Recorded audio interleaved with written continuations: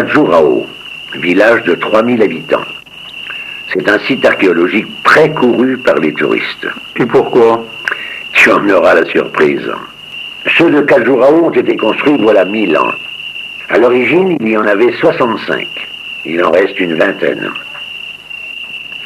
Ceux-ci ont échappé à la horde des envahisseurs musulmans qui avaient l'habitude de les détruire.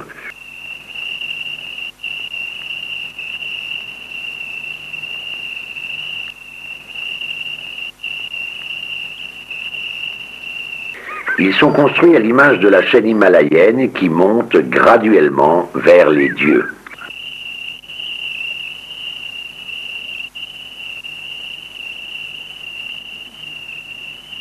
Que peut-on voir dans ces temples?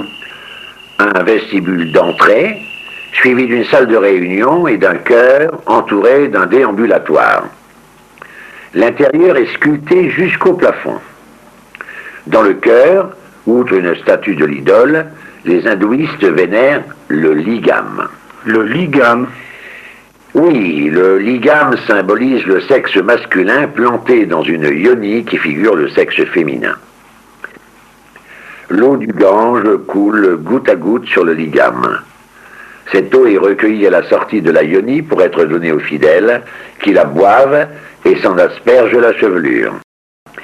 Et oui, un Indien m'a précisé que cela rendait intelligent. Les frises qui ornent le soubassement des temples retracent l'histoire de ce souverain guerrier. En manque de femmes, les soldats se divertissaient comme ils le pouvaient. Oh, quelle horreur!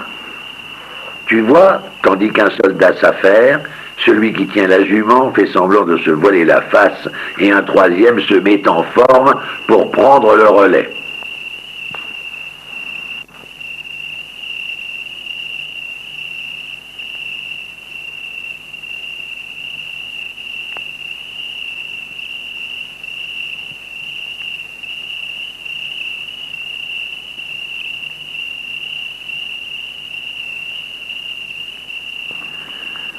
La présence de femmes rendait bien sûr les jeux plus subtils.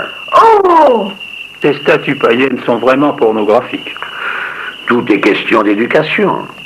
Notre éducation judéo-chrétienne fait que nous considérons tout ce qui touche au sexe comme pernicieux.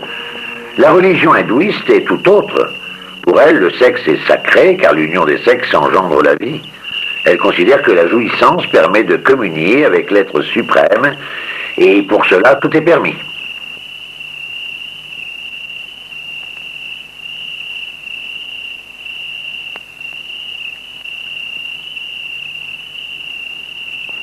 Regarde ce vieux bouc, il n'en perdra pas une miette.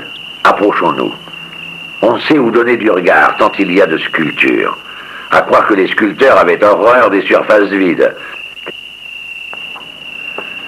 Car ils ont porté leurs ciseaux jusque dans les parties les plus inaccessibles du monument.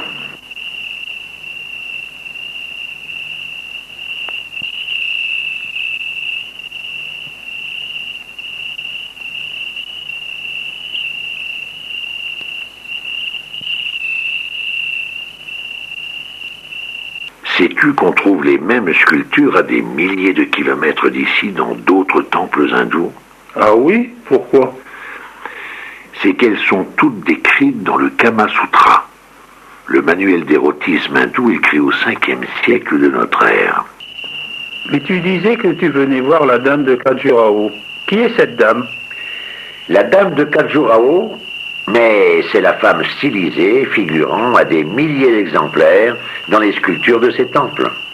Les corps paraissent nus sous une profusion de bijoux et de voilages légers que seuls leurs plis trahissent.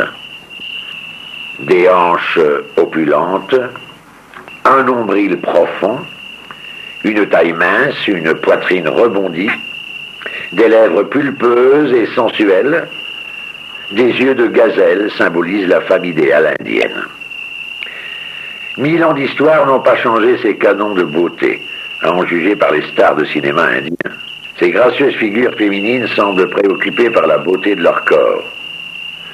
L'une se maquille les yeux, l'autre se retire une épine du pied. Une troisième se peigne, une autre encore se regarde dans un miroir.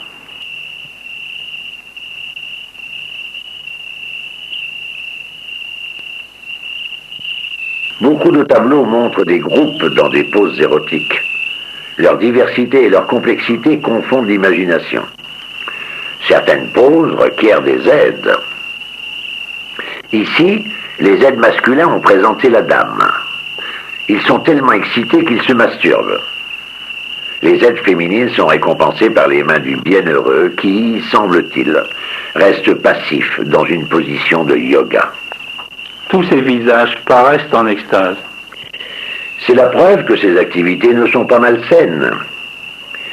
Bien des détails restent à découvrir dans les tableaux de la partie haute, difficilement observables.